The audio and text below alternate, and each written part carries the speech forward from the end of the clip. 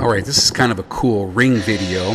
So here I am with my electric DeWalt power washer. It's an electric one, and I'm using the turbo head with the garden hose, and it's doing a good job slow, but it's getting the job done.